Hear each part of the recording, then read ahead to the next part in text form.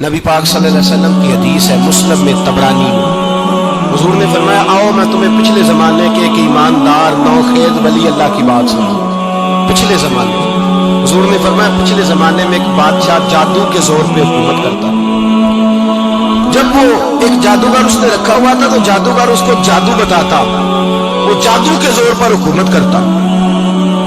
جادوگر بوڑھا ہو گیا تو کہنے لگا بادشاہ کوئی نوجوان میرے پاس بھیج دے، اب میں بوڑھا ہو گیا ہوں، میرا پتہ کوئی نہیں کب مر جاؤں۔ ایک نوجوان کی ڈیوٹی لگائی، بڑا زیرک سمجھدار اپنی رعایا میں سے چن کے جو ذہین فطرت مزاج بچہ تھا وہ اس نے لگایا۔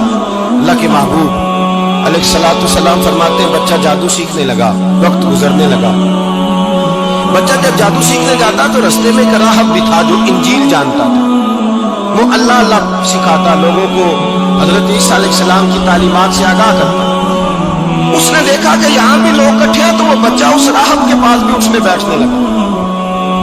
اب جب اس کے ساتھ اس کی گفتگو بڑھنے لگی تو اس کو باتوں میں لذت آنے لگی۔ اس نے راہب نے پوچھا کہ تو کون ہے اور کس طرح سے آیا ہے، کیا تیرا معاملہ ہے؟ اس نے کہا جی میں جادو سیکھنے جاتا ہوں، آپ کی باتیں مجھے بڑی اچھی لگتی ہیں۔ اس نے کہا دین سیکھ، جادو سیکھنے والے کافر ہو جاتے ہیں، قرآن و حدیث سیکھنے والوں کو اللہ کامل ایمان عطا فرماتا ہے۔ فرمایا یہ سیکھ۔ بچہ بیٹھنے لگا، اس کے پاس آنے لگا، باتیں دل میں گھر کرنے لگی۔ ایک وقت آیا کہ مسلمان ہو گیا، اور مسلمان کیسے ہوا؟ بچہ کہتا میں تجربہ کر کے ہوا۔ اب میں تھوڑا سا وقت جادوگر کے پاس بھی جاتا اور باقی سارا وقت وہاں بیٹھتا۔ میں ایک دن جا رہا تھا تو رستے میں اژدہا تھا، بہت بڑا سانپ تھا، رستہ روک کے کھڑا تھا۔ یہ حضور نے بیان کی حدیث، نبی پاک صلی اللہ علیہ وسلم فرماتے ہیں بچہ کہتا ہے کہ رستے کے اندر سانپ ہے، رستے بند ہے، لوگ چھتوں درختوں پہ چڑھے، ہراش ہے۔ کہتے چھوٹا سا روڑا میں نے اٹھایا تو میں نے کہا اللہ اگر جادوگر سچا ہے تو اسے مار دے۔ چھوٹا سا روڑا میں نے پھینکا، اژدہا کوئی نہ مرا۔ پھر چھوٹا روڑا اٹھایا، میں نے کہا اللہ اگر وہ عالم سچا ہے تو اسے مار دے۔ اب جب میں نے روڑا مارا تو اژدہا مر گیا۔ میرے اندر سے گواہی آئی نہیں دین کی باتیں سچی ہیں، نہیں قرآن کی باتیں اسلام سمجھانے کے لیے عرض کر رہا ہوں، اگرچہ اس دور میں انجیل تھی، اللہ رسول کی باتیں اچھی ہیں۔ کہتے میں مسلمان ہو گیا، اب میں نے راہب کے پاس ہی رہنا شروع کر دیا، جادوگر کے پاس چھوڑ دیا اس بچے نے آنا۔ بادشاہ پوچھتا کہاں زیادہ وقت گزارتے ہو تو وہ بات گول کر دیتا، وقت تیزی سے بڑھنے لگا۔ اللہ نے اس نوجوان میں طاقت پیدا کر دی، اب وہ اس کے اندر نا اللہ نے توانائی روحانیت پیدا کر دی، ابھی جوان ہے، 14-15 سال عمر ہے۔ اللہ نے اب جو بیمار بھی آتا وہ دعا کرتا تو اللہ صحت عطا کر دیتا، جو بھی آتا۔ بادشاہ کا ایک درباری تھا، بادشاہ کو پنکھا جلتا تھا، وہ اندھا ہو گیا، کوئی ایسی تکلیف آئی کہ نابینا ہو گیا، بڑے علاج کرائے شفا نہیں ہوئی۔ کسی نے اس بچے کا پتہ بتایا کانوں میں، اس کے پاس گیا تو بچہ کہنے لگا شفا تو ہو جائے گی پر کلمہ پڑھنا پڑے گا، مسلمان ہونا پڑے گا، جس پیغمبر کا میں غلام ہوں تجھے بھی بننا پڑے گا، دین پہ عمل کرنا پڑے گا، اللہ شفا دیتا ہے۔ اس نے کہا تو مجھے کلمہ پڑھا، مجھے شفا دے، میں تیار ہوں۔ اس نے کہا شفا تو اللہ ہی دیتا ہے۔ اس نے اللہ تبارک و تعالیٰ کا ذکر کر کے دعا مانگی، یہ مسلم شریف میں حدیث ہے، طبرانی میں موجود ہے۔ اللہ نے اسے شفا دی، اس نے کلمہ پڑھنا شروع کر دیا۔ یہاں ایک نقطہ لکھا ہے ہمارے علماء نے، کہتے ہیں جب اللہ ولایت عطا کرتا ہے نا تو یہ سفید بالوں والے کا حصہ نہیں ہوتی۔ اگر جوانی میں کوئی آدمی توبہ کر کے تصوف کے راستے پہ چلتا ہے تو سب سے زیادہ ولایت اللہ اسے عطا فرماتا ہے، سب سے زیادہ ولایت اس کے پاس ہوتی ہے۔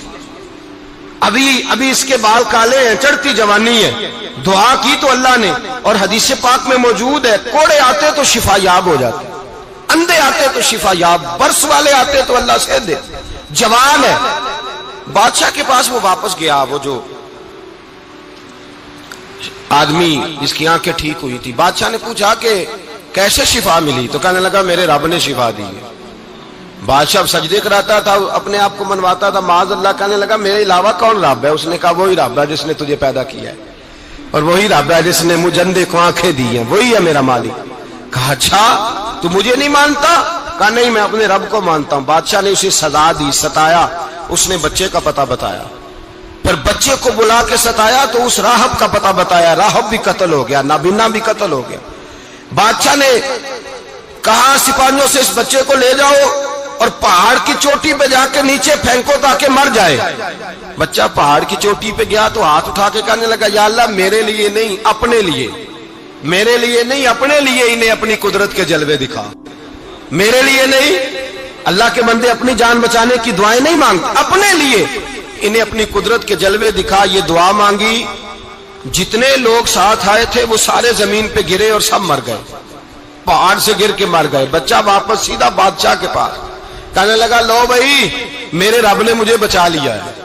جوان کا ایمان دیکھو، میرے رب نے مجھے، بولو میرے اللہ نے مجھے ایمان کی گواہی دے رہا ہے، میں بچ گیا ہوں، تو جھوٹا ہے میرا رب سچا ہے. اس نے کہا لے جاؤ اس کو دریا میں، کشتی میں بٹھاؤ، بیچ دریا کے جا کے دھکا دے دو.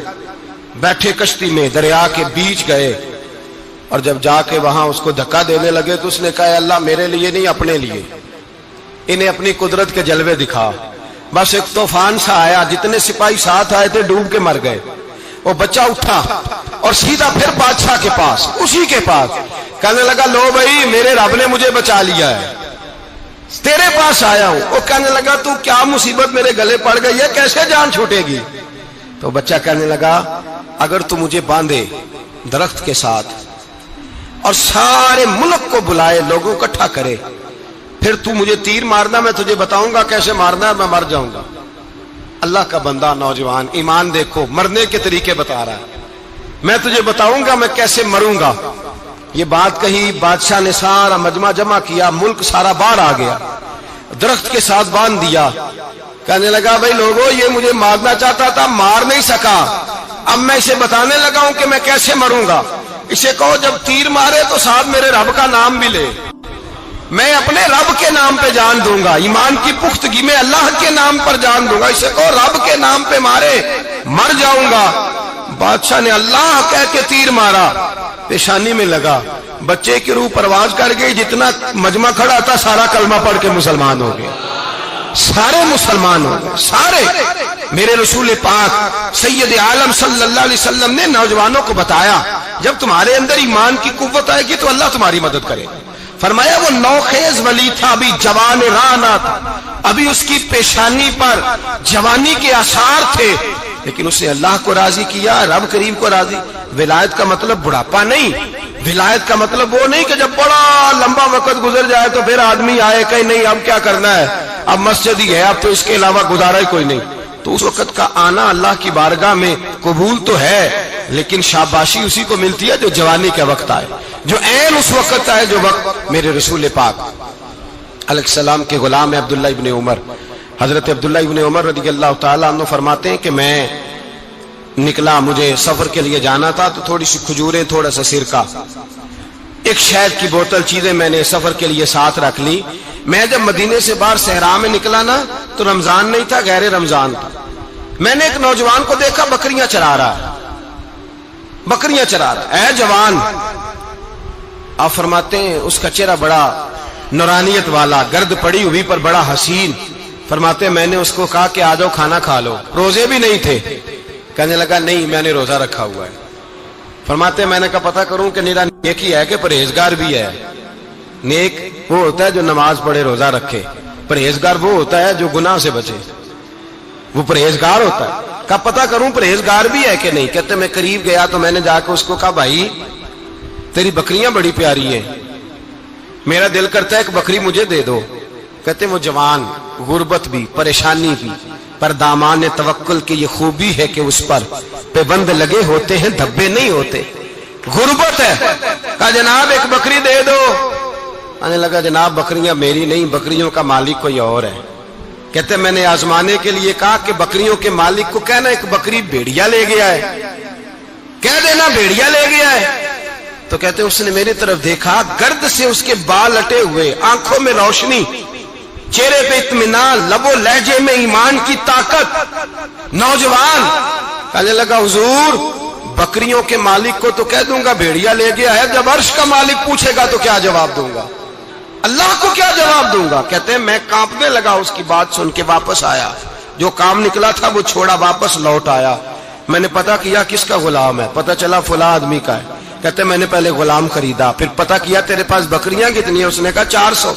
کہتے میں نے مالک سے ساری بکریاں خریدی، پھر غلام کو بلایا، پھر وہ بکریاں تحفے میں دی، تحفے میں۔ کہنے لگا حضور یہ سارا کچھ مجھے کیسے ملا؟ میں نے کہا تیرا ایمان بڑا پختہ تھا تو میرے رب نے تجھے انعام عطا فرمایا ہے۔